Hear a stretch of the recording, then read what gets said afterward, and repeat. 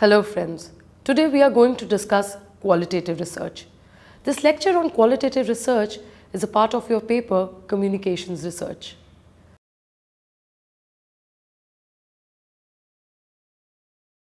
Before starting our research journey, we need to know what approach to take to communications research.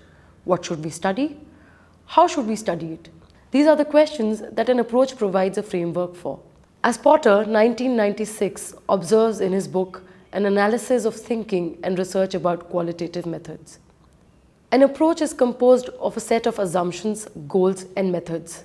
This approach or paradigm provides a framework within which research is conducted.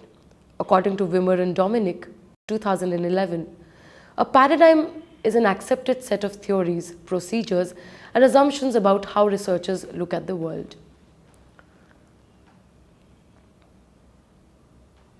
As researchers, we need to therefore choose a set of assumptions, goals, and methods which will guide all our decisions and actions while doing a research study.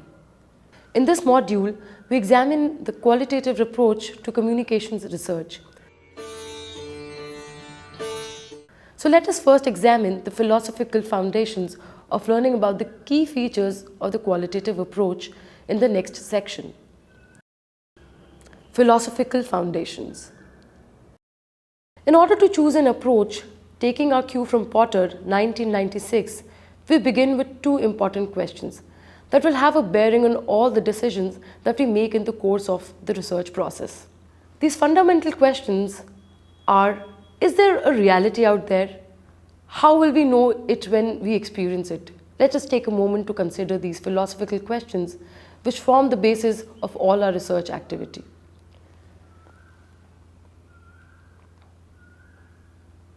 The first question is what philosophers call ontology. The second falls under epistemology. Both these questions can only have axiomatic answers, that is, answers that are assumptions or beliefs. How can this be so? If you can think about it, we come to know about reality through our senses. As many of you may have realized by now, our senses are very limited. So we have no way of knowing if there is a reality beyond what we perceive through our rather limited senses. Thus, we are forced to rely on belief and respond. Yes, we believe there is a reality out there, or no, we do not believe there is a reality out there. Depending on which response we believe to this question of ontology, our approach to research will differ. Similarly, our response to question of epistemology determines what we believe to be evidence of reality, and the answer to this question determines what we are willing to accept as evidence, that is, as data in our research studies. Wimmer and Dominic, 2011, simplify the question of ontology by asking, if a tree falls in the forest and there is no one there to hear it, does it make any noise? If you answer that unless there is an observer, how will we even know that there is a sound? That implies that you believe that reality is subjective and is created in the mind of the observer. If you answer that there is a noise, regardless of the observer, that implies that you believe that there exists an objective reality independent of the observer. Neither response is privileged over the other, but it will determine which research approach you will be able to take. Based on these responses, two main approaches, that is qualitative and quantitative, are used in mass communications research. The qualitative approach believes in subjective realities and quantitative approach believes in an objective reality. Potter, 1996, explains that at the broadcast, most fundamental level of philosophy, that is at the level of ontology and epistemology, we start with an approach.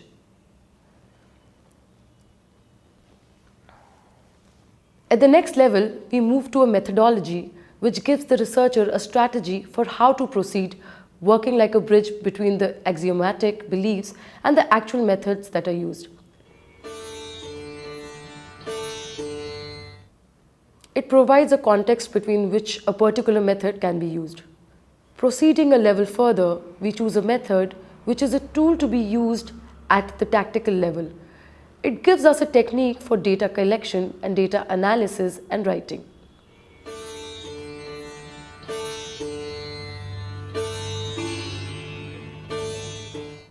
As Tushman 1991 reminds us, the method one should choose when approaching any topic, including news, depends upon the question one wants to answer.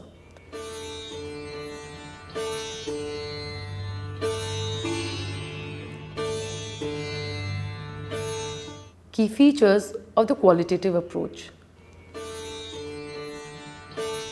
As Wimmer and Dominic 2011 point out in their textbook Mass Media Research, the word qualitative has been used to refer to 1. A broad philosophy and approach to research, 2. A research methodology, and 3. A specific set of research techniques. They identify 8 key features of the qualitative approach. These are the positions take on. Number 1, reality. Number 2, the individual. Number 3, generalization. Number 4, role of the researcher. Number 5, design. Number 6, setting. Number 7, measurement instruments. Number 8, theory building. Let us examine these positions in detail. Number 1, reality. As we discussed before, qualitative researchers believe that reality is subjective and is created in the mind of the observer. They also believe that the reality is holistic and cannot be divided into its component parts. Number 2, the individual. The qualitative approach views the individual as unique and therefore not fitting into general categories. Number 3, generalization. Since qualitative researchers believe in the uniqueness of individuals, they do not aim to arrive at generalizations where one size fits all. Rather, they aim for depth and focus on specifics of the situation or the individual. Number 4, role of the researcher. The belief in subjective realities leads to qualitative researchers to hold that the researcher is integral to the data and cannot be separated from the data. Number 5, design. Since the situations and the individuals being studied by the researchers are specific and unique, the design of qualitative research study emerges from the interaction of the researcher with them. Number 6, setting. Qualitative research takes place in the natural environment of the individual's situation that is being studied. Number 7, measurement instruments. This is related to the role of the researcher. The measurement instrument does not exist independent of the researcher.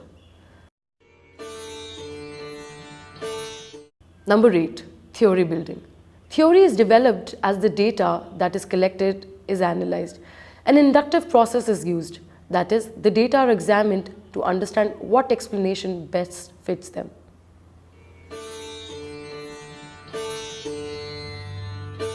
Verstehen. Max Weber's concept of Wetzehen, a German word which translates to deep meaning, plays a foundational role in the qualitative research approach because it refers to the meanings that people give to their own social situations and activities. Jankowski and Jensen, 1991.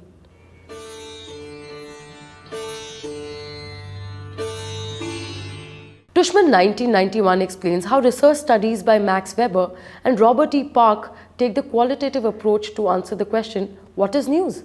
And reveal that news goes beyond mere information and is intimately connected with politics.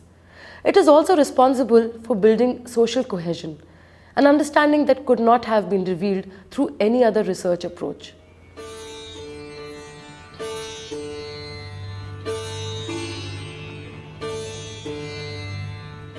Let us look at some examples that to illustrate how the qualitative approach to communications research adds to our understanding of a phenomenon. In Retail Therapy 2011, an article carried in The Economist about Ernest Dichter, a Viennese market researcher who practiced in the USA in the 1930s, we learn about how Dichter used the qualitative approach to tweak the Chrysler car company's ads.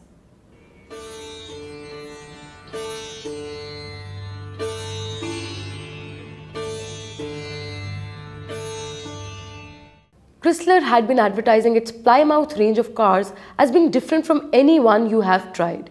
A psychologist, Dichter, revealed through his intensive interviews that these ads created fear in viewers, who associated familiarity with safety when it came to cars.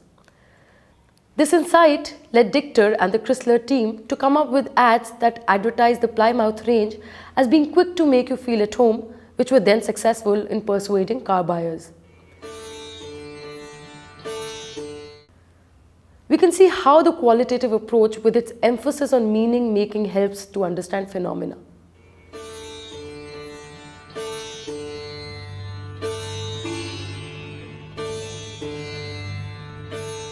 Parmeswaran 1999 conducted an ethnographic study of upper-class young women's English romance novel reading habits in Hyderabad and found that given India's colonial history and the privileged position of the English language, the reading of romance novels were constructed to be an extension of the building of English language proficiency and therefore supported by families and others.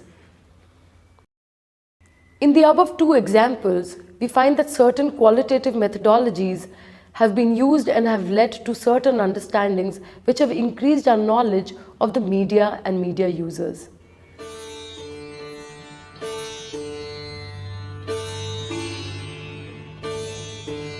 Let us examine qualitative methodologies in the next section. That is, when we say Parmeswaran 1999 conducted ethnographic research, what exactly do we mean?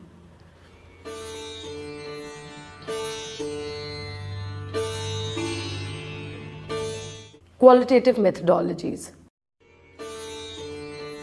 The 7 main qualitative methodologies that are used in media research are ethnography, ethnomethodology, deception studies, ecological psychology, symbolic interactionism, cultural studies, and textual analysis. Porter 1996.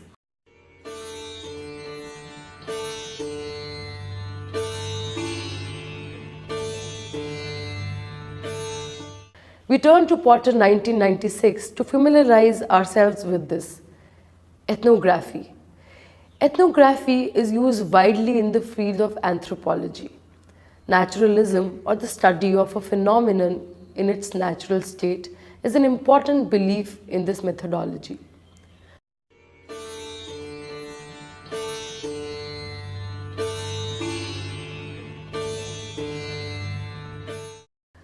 The researcher aims to understand the construction of meaning among the members of the community being studied.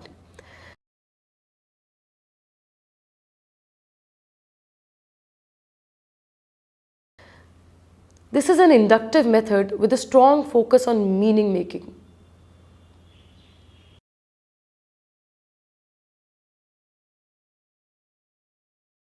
This can be done at a holistic macro level as a macro ethnography, which aims to understand the larger culture of the community, or at a micro level in which certain behaviors or parts of a culture are chosen for study and called microethnography.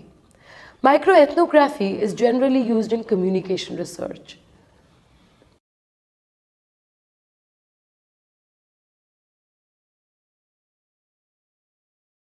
The main methods used are field observation and interview, which we will examine closely in the next section, which focuses on methods used in qualitative research. Thus, when Parmeswaran says that she conducted an ethnography, we understand that she identified a community of English language romance novels readers and observed and interviewed them in their natural setting at their homes and their colleges in Hyderabad, and focused on the meanings that they gave to the reading of these novels. Ethnomethodology. This methodology comes to us from sociology and focuses on how people make meaning.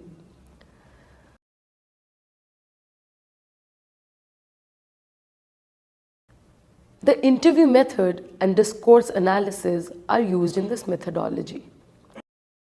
Reception study. This methodology has its origin in literary theory and criticism and looks specifically at the interaction between content or text as it is known and the user.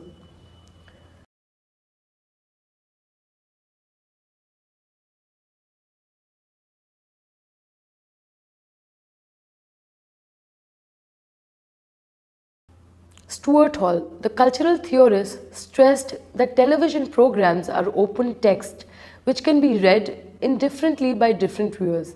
That is, the same text can have dominant readings, negotiated readings, and oppositional readings.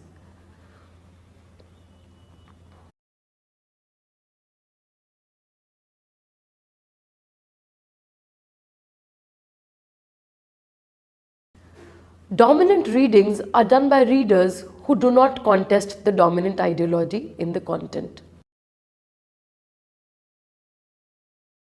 Negotiated readings are done by readers who translate the dominant ideology to fit with the social position. And oppositional readings are done by readers who are in conflict with the dominant ideology due to their social position. While reception study is similar to ethnography, it is narrower in its concerns. In-depth interviewers and participant observations are the methods used in reception study. Ecological psychology. This methodology arises from psychology and is concerned with the influence of the environment on behavior. It is different from ethnomethodology and reception studies because it is concerned with biological and developmental factors and looks at how media behaviors are influenced by larger contexts.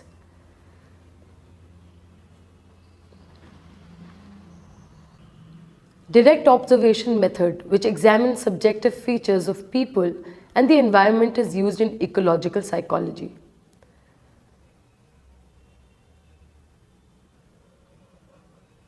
Symbolic interactionism. This methodology is concerned with how symbols are used in interactions between people and the meanings that arise in social settings.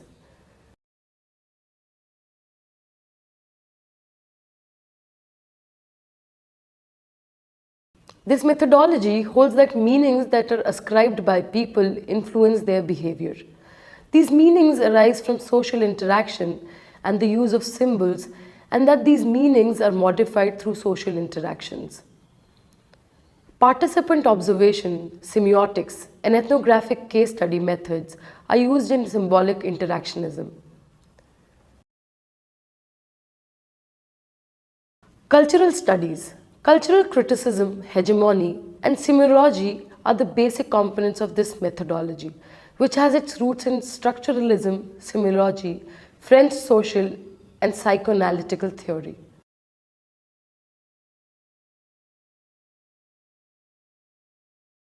The British School of Cultural Studies, associated with University of Birmingham's Centre for Contemporary Culture under Stuart Hall.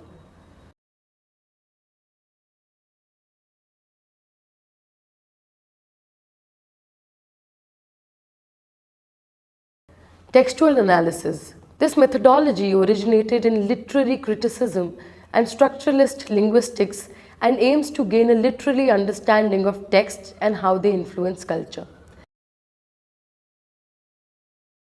Data gathering is therefore only from the texts themselves. Four main qualitative methods are used in qualitative communications research. These include field observation, in-depth interviews, focus group discussions, and case studies. These are interpretive methods.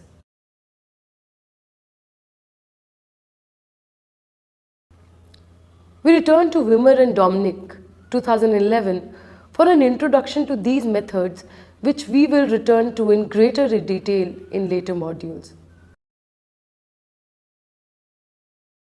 Description and explanation are at the heart of all these qualitative methods.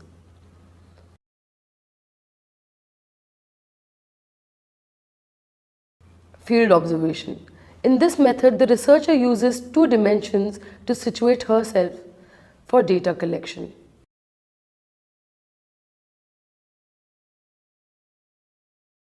One, participation. Whether the researcher participates or is merely an observer. And two, concealment. Whether the observation is conducted overtly or covertly. Thus, four possible positions arise: covert participant, covert observer, overt participant, and overt observer.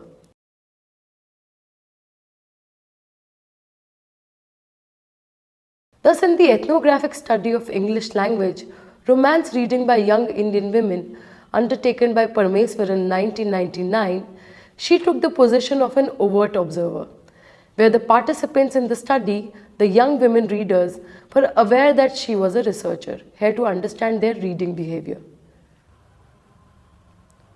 The main advantage of field observation is that the researcher does have to rely on self-reported data from the participants, but instead actually observes the first-hand the behavior of the participants. The researcher needs to be aware of the possibility of the Hawthorne effect.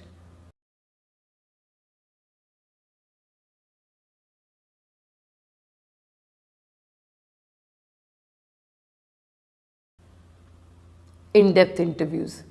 This method involves long one-on-one interviews that could take several hours and multiple such sessions.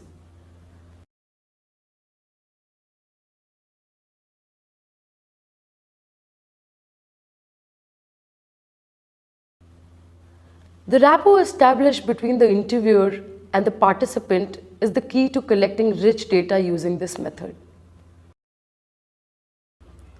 Since the interviewer ends up spending a long time with the participant, care needs to be taken that the interviewer does not influence the participant.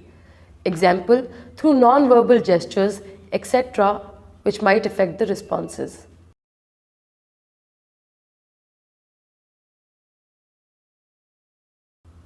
Focus group discussions. This method involves a group interview of 6 to 12 persons who are chosen because they all have a feature that the researcher is interested in. The researcher moderates the discussion and raises questions that are of interest to the research study.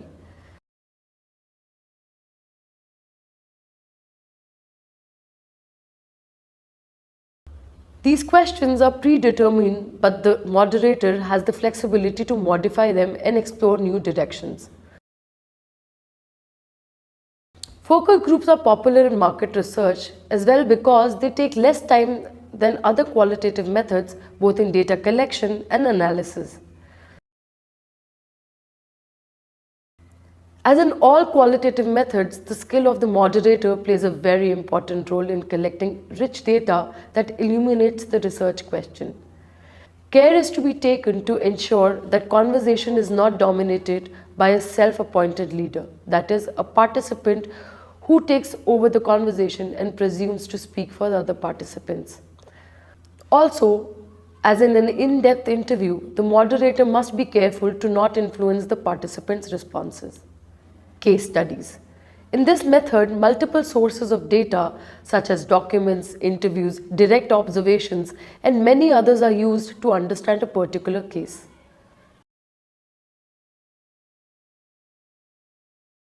In this lesson, we started our research journey by learning about an approach or paradigm that provides a framework within which research is conducted.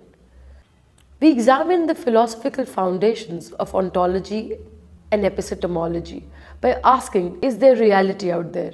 How will we know it when we experience it? And our responses to these questions determined the approach that we could take to research. Once we determine our approach, we proceed to a methodology which gives the researcher a strategy for how to proceed, working like a bridge between the axiomatic beliefs and the actual methods that are used in, and then choose a method. We focused on the qualitative approach here and examined its key features relating to 1. Reality, 2. The individual, 3. Generalization, 4. Role of the researcher, 5. Design, 6. Setting, 7. Measurement instruments, and 8. Theory building.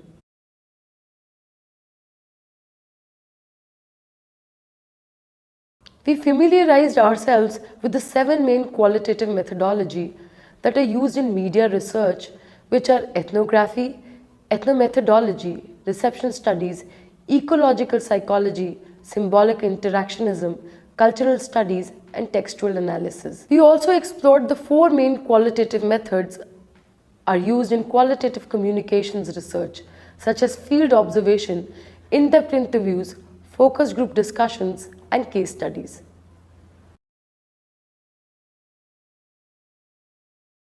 Do attempt the question in the self-evaluation quadrant. For further reading suggestions, please do the third quadrant. Thank you.